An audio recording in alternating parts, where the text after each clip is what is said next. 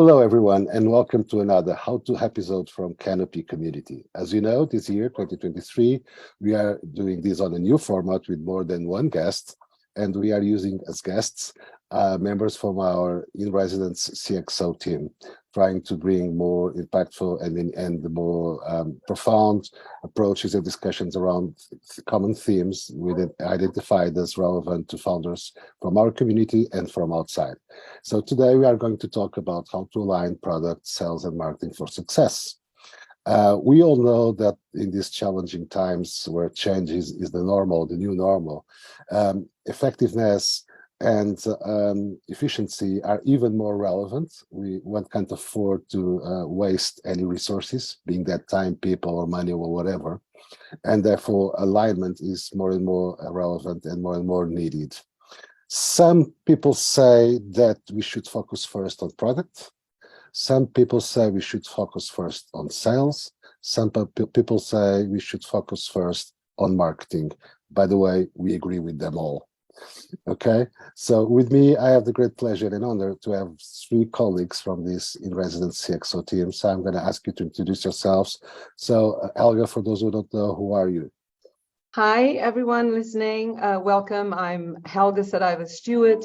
I'm founder of Lead Results, which is a consulting company, it's a boutique consulting company helping sales leaders and individuals and professionals to really take their prospecting best practices to the next level, their results to the next level.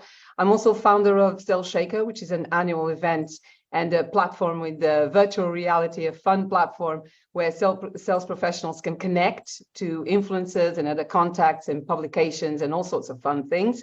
And I am executive lecturer and teacher of sales, B2B sales, at Nova School of Business and Economics. If you haven't heard of it, it's not just the top university here in business in Portugal, but one of the best in the world.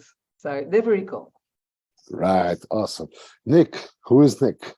Hi. Well, it's great to be here. Yeah, I'm Nick Eversett. I'm the CMO in residence at Canopy. I run my own marketing consultancy here in the UK, and I focus on tech SaaS businesses, mainly startups and scale-ups, to kind of give them marketing and other relevant support to help them on their journey. Awesome. And from Lisbon, from the UK, and from Ceará in Brazil, we have the incredible Tiana Mamirov. Tiana, who is Tiana? Thank you very much, Pedro. Hello, everybody. Super nice to be here. I'm a software engineer turned product manager, and in recent years, startup consultant, where I help founders go from the idea to launch and helping them bridge that gap between the business and tech. I would say that's in short. All right. So, Tiana, let's start by you. From a product development standpoint, what is the role of sales and marketing? Just to waste our precious time and money? Mostly. Well, I like to say, I already mentioned that I kind of try to bridge this gap between the business and tech, but apart from this major gap, there are the other gaps. So I like to say that product management is somehow connecting the dots or bridging the gaps. And some big dots on our journey is they are definitely the marketing and sales. And what I keep seeing a lot is that the founders wait until they have the full initial release developed to start talking to marketing and sales. Like, here's the product, where do we go from now? Well, actually, if we only talked to them a bit before, we could have adjusted our features. And as a product manager, I would probably, I can even share some examples later, would probably adjusted the features in a way that they are actually marketable and sellable. So talk to these guys and talk early. That's how I see it. Okay, thank you, Tiana. Nick, so now we have a prototype or working product, MVP, whatever, and my colleagues from the product area comes and say, hey, here's a great product, it's going to make wonders to the world, find a way to market this. And that's it. But you should unmute first. I'm sorry.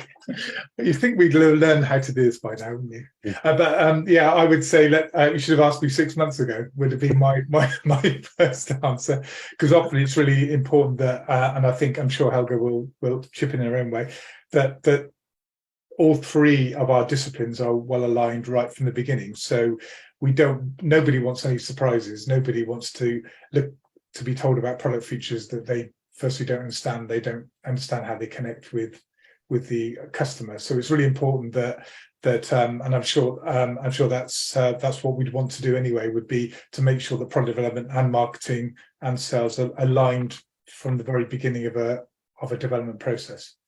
Yeah, I see. So Helga, tell me, and now here comes Nick with the and say, hey, we have a great product, and Nick just discovered how to market this. And by the way, if you can't sell enough, it's because the sales guys are completely missing the point and are failing. And you need just to change your team. Is it like this? We are always the fall guy, aren't we? I mean, we really are. We're always the fall guy. We're also the ones that typically also get the best rewards, right? In a lot of organizations, the President's Club and all that. But what was your question though, Pedro? I was asking if product fails is because sales team is underperforming. I wouldn't 100% disagree with you, especially if there has been integration between the three from the start. Marketing is typically, and I'm putting some very broad lines around this.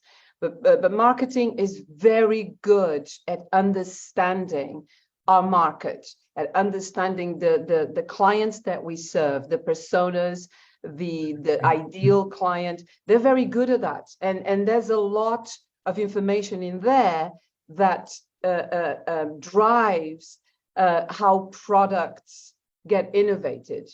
And then to do all that job really well, and then have a commercial engine, I'm not going to say commercial engine, salespeople, which are part of the commercial engine, to then have salespeople do a very poor job of competing in the market, of positioning the advantages, the competitive advantages that are being developed and created in product innovation, to then have ill-prepared salespeople just go to market with, buy this at this price and it has these wonderful features, which is what product selling people do, really kind of lets down it impacts results.